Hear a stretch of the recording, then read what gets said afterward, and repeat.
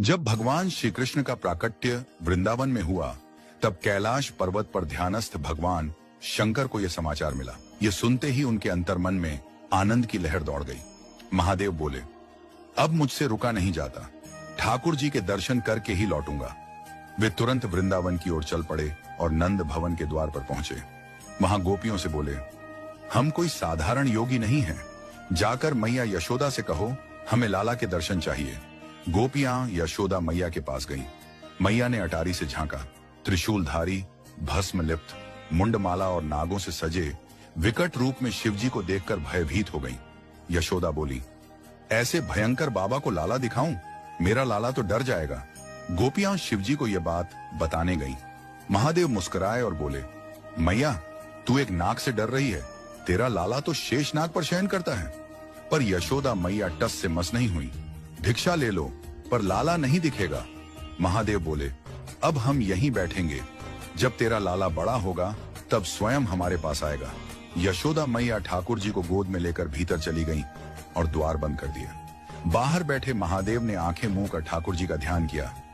हे लाला, मैं दर्शन की आशा में आया हूं, और कुछ नहीं चाहिए, बस एक झलक। यह भाव सुनते ही श्री कृष्ण अचानक जोर जोर से रोने लगे। मैया ने सब प्रयास किए, दूध, झूला, लोरी, पर लाला शांत नहीं हुए। एक गोपी बोली, मैया बाहर जो योगी बैठे हैं शायद वही नजर उतार सकते हैं। यशोदा ने अनुमति दी, पर शर्त रखी, लाला को गोद में नहीं दूंगी, बस दूर से देखे। गोपियां शिवजी को बुलाने गईं। पहले शिवजी बोले, अब नहीं आएंगे, जब लाला बुलाएगा तभी। पर एक गोपी ने कहा, अगर आप भीतर चलें तो मैं प्रयास करूंगी कि लाला आपकी गोद में आ जाए। ये सुन शिवजी चल दिए। जैसे ही उन्होंने नंद भवन में प्रवेश किया, श्री कृष्ण का रोना शांत होने लगा और वे मंद मंद मुस्कुराने लगे। यशोदा मैया आश्चर्यचकित हुई।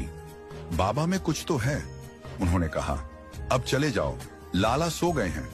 शिवजी बाहर निकले ही थे कि लाला फिर रोने लगे। यशोदा समझ गईं, इस योगी का मेरे लाला से कोई गहरा संबंध है। फिर से शिवजी को बुलाया गया। इस बार पालने से दर्शन की अनुमति मिली। शिवजी बोले, मैं सौगंध खाकर कहता हूं, जब तक तेरा लाला बड़ा नहीं हो जाता मैं उसकी नजर की रक्षा करूंगा। उन्होंने पालने को दंडवत किया और कहा, मैया तू क्या जाने, तेरी गोद में कौन खेल रहा है। इसके बाद शिवजी ने अपनी शिव श्रृंगी बजाई। उसकी ध्वनि सुनते ही श्री कृष्ण हंसने लगे। पूरा नंद भवन उस दिव्य मिलन का साक्षी बन गया। यह कथा बताती है कि सच्चा भक्त प्रभु के दर्शन के लिए कितना व्याकुल होता है, और प्रभु भी अपने प्रेमी की भक्ति को व्यर्थ नहीं जाने देते। ये लीला श्री कृष्ण और शिवजी